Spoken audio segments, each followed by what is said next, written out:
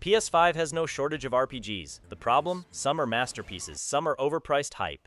So before you spend 50, 70, or even 80 bucks on the wrong game, here's my ranking of the 13's best RPGs on PS5, and I'll tell you exactly which ones are worth buying and which ones you should think twice about.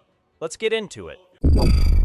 Let's start with a game that genuinely hates you. Demon's Souls is a PS5 exclusive remake by Bluepoint Games, and it is one of the best looking games on this console. The detail in every area is insane. The atmosphere is dark and heavy, and it pulls you in from the very first second. But here's the thing. This game does not care about you. It does not care that you are tired. It does not care that you have work tomorrow. It will destroy you, over and over, and somehow you will keep coming back for more. That is just the Souls game curse. There is no cure. If you have never played a Souls game before, please do not start here. This is not the friendly entry point. Watch some reviews first, watch some gameplay. Figure out if this kind of punishing experience is actually for you. Because Demon's Souls will either become one of your most beloved games ever, or you will quit in 2 hours and never speak of it again. There's genuinely no middle ground. Okay, I need you to hear me out on this one before you laugh. It is a Pinocchio game. Just stay with me. Lies of P is set in a dark city called Krat. Mechanical puppets have gone completely feral. Sans. It's like someone took the fairy tale and drained every drop of happiness out of it. And I mean that as a compliment. The developer is a Korean studio called NeoWiz, and these guys came out swinging. The combat is tight. The weapon system lets you mix and match parts to something that actually fits how you play. And some of the bosses are just evil in the most creative way possible. Now originally this was a one difficulty only Souls experience, but they added easier modes since then. So even less experienced players can enjoy it now. If dark atmospheric action RPGs are your thing, go look up some reviews. Because I think this one is going to surprise a lot of you. So here's a fun little story about how one company split a single game into 3 full-priced releases and got away with it completely. Final Fantasy VII Remake Intergrade is part 1 of 3. You heard that right. Square Enix took a game from 1997 and turned it into a trilogy, and people bought every single part. The audacity. Honestly, respect, but here's the thing. This first part is genuinely good on its own. Cloud is brooding and cool in that guy who is clearly carrying something much darker than he is showing kind of way. Very compelling. Tifa is great. Aerith is wonderful. The combat is fast and flashy and feels amazing to play. If you have never played the 1997 original, that is completely fine.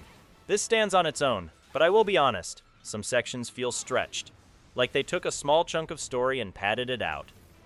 You will feel it. Check some reviews before buying, and if you end up liking it, Rebirth is waiting, and Rebirth goes even harder. I am about to tell you something, and I need you to not panic. This game is 100 hours long, Persona 5 Royal, and I am not saying that as a warning. I am saying it as a promise. Every single one of those hours is worth it, and I will not hear otherwise. You play as a high school student who leads a secret group of thieves who break into people's hearts and change them, which sounds completely unhinged when you say it out loud, and it is. But it works so well. The menus in this game are more stylish than the entire visual identity of most other games. The music is incredible. The characters are so good that you will genuinely feel sad when it ends, because you do not want to say goodbye. That happened to me. I'm not embarrassed about it, but real talk. This is a turn-based junior PG with a lot of story. So if you need constant action, this might test your patience. Watch some gameplay first, see if the vibe clicks. Because if it does, you're about to lose several weeks of your life, and you're going to love every second of it. Alright, I already know some of you are ready to fight me on this placement. I can feel it through the screen. And honestly, I get it. This game is divisive. But let me tell you what it does right. The story in Final Fantasy XVI is dark. Like genuinely uncomfortably dark in ways that big budget games are usually too scared to be. People die. People you actually care about. And the game does not soften it, does not walk it back. The main character, Clive, is carrying years of grief and guilt and betrayal. And watching him push through all of that hits in a real way. And the boss fights. Some of the most over-the-top cinematic moments I have ever seen in a game. You will put your controller down and just stare at the screen. I promise you. But I have to be honest. The regular combat between those big moments can feel repetitive. And the open world sections are a bit empty. So this comes down to what you want. Stories and spectacle. You will love it. Consistent, exciting gameplay throughout. Read some reviews first. Remember everything I just said about Remake being good. Rebirth took all of that, threw it in the air, made it bigger, improved the combat, added more to the world, and then stacked so much side content on top of it that you will at some point question your own life choices. And I mean that lovingly. Mostly the main story takes some genuinely unexpected turns. Even fans of the original did not see all of this coming. It swings big. Some of those swings land beautifully. Some of them will make you say words at your TV that I cannot repeat here. Both reactions are completely valid. My one honest complaint, the open world side content can start to feel like a checklist after a while. Mini-games, activities, collectibles. Sometimes you just want to get back to the story. The characters in this game are so good. If you played Remake, this is a must-buy. If you are brand new to the series, start with Remake first, then come here. This game came out in 2015, and it still made this list. Let that sink in for a second. The Witcher 3 on PS5 got a full next-gen update, better visuals, smother performance, new content. And if you have never played this game before, I genuinely envy you right now. That first time is something I cannot give back to myself. You play as Geralt, monster hunter, very few words, incredible bone structure, and the world around him just feels alive in a way that most open-world games never quite pull off. Here's the thing about The Witcher 3. The side quests in this game are better written than the mainstream stories of most other games. That is not an exaggeration. There are side quests here that I still think about years later. For most people, just buy it. Do not even think about it. The only reason to hesitate is if you already know that slow story heavy RPGs are not your thing. For everyone else, one of the safest purchases on this entire list. I remember watching the trailers for this one thinking there is absolutely no way this game actually looks like this when it comes out. And then it came out. Black Myth Wukong dropped in 2024 and broke the internet. The hype was real this time. This is one of the most visually beautiful games on PS5 right now. The environments, the enemy designs, the animations, everything looks like it was made by a studio 3 times the actual size of game science. The combat is fast and creative. You are playing as the Monkey King, Franchinite. You can transform into different creatures, use different abilities. The whole thing feels fresh and unlike anything else out there right now, and you knew this was coming. It is a Souls-like. It is hard. And the story pulls from source material that a lot of people are not deeply familiar with, so it can feel confusing without some context. Watch some reviews before buying. Specifically look at what people say about the difficulty. That is the thing that will make or break your experience with this one. Raise your hand if you have heard of this game, because if your hand is not up right now, need to talk? Metaphor ReFantazio came out in 2024 from the same studio that made Persona 5, and it quietly became one of the best RPGs in years. Somehow a lot of people still have not played it, which is honestly a crime. This is not just Persona in a fantasy costume. It has its own identity. The world is built around fear. Fear of people who look different. Fear of change, fear of losing power, and the game actually has something real to say about all of it. The themes hit. The combat is turn-based with real-time elements. The whole thing looks absolutely gorgeous. And the story is the kind that stays with you after you finish. It's a long game though, very long, and turn-based. So if that is not your speed, check some reviews first. But if deep story-driven JRPGs are your thing and you somehow missed this one, fix that immediately. If you have a PS5 and you still have not played this, I am not even going to roast you. I am just going to ask. Genuinely. What is going on? God of War Ragnarök is one of the best things PlayStation has ever made. The story of Kratos and Atreus is about a man who spent his entire life being defined by rage and violence, trying to become something different for his son. And it is handled with so much care that there are moments in this game that will completely gut you. And then 5 minutes later, you are throwing an axe at a Norse god and it feels incredible. The way this game balances emotional weight with action is just masterful. The combat is smooth. The worlds are stunning. Every single character is as memorable. I am not telling you to check reviews for this one. Just buy it.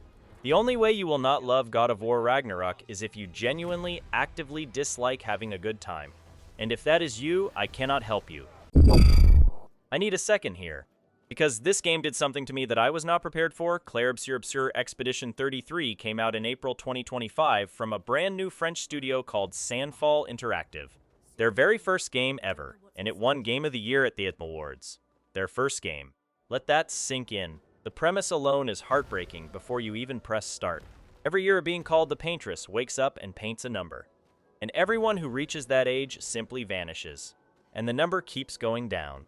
And a group called Expeditioners march out every year to try and stop her, knowing most of them will not come back. I am not going to say more than that. You need to go into this story as clean as possible. What I will tell you is that this game hit me in places I did not see coming. And the world looks like an oil painting that learned how to breathe. Every area looks like a piece of art. The combat is turn-based, but with real-time dodging and parrying, so you are fully engaged every single fight. Main story is around 30 hours. Completionist run takes you up to 60. Watch some reviews, watch some gameplay. I think most of you are going to fall completely in love with this one. Game of the Year 2023. And honestly, if it dropped tomorrow, it would probably still win. Baldur's Gate 3 is based on Dungeons & Dragons. And the level of freedom in this game is just completely absurd. You can talk your way out of almost anything. You can sneak past almost anything. You can pick up a barrel and throw it at someone's head. You can convince a character to betray everything they stand for if you roll well enough. The game reacts to your choices in ways that feel real and meaningful, and sometimes just hilarious. The companions in this game are some of the best written characters in RPG history. Shadowheart, Gale, and Asterion. If you know, you know. If you do not know yet, you will, but I have to be real. This game is complex. There are a lot of systems. The first few hours can feel overwhelming, especially if you have never played D&D before. It takes time to open up, so watch some reviews, watch some early gameplay. Make sure the style is something you can get into. Because once it clicks, and it will click, this is one of the greatest games ever made. Not greatest RPGs. Greatest games. Full stop. And the #1 best RPG on PS5, Elden Ring, highest rated PS5 game of all time. And I do not say that just because of the score. I say it because when you actually play this game, you feel it. You understand it in your body. From Software took everything they built across Dark Souls and Bloodborne and Sekiro. And then they opened it all up into this massive, haunting, beautiful open world, co-created with George R.R. And the thing that nobody fully captures when they describe Elden Ring is the feeling of discovery. Every hill you cross, every fog gate you walk through, every underground path you stumble into, there is always something there, something worth finding. The world rewards curiosity in a way that almost nothing else does. The lore is deep. The world building is layered. You can spend hundreds of hours picking it apart and still find new things.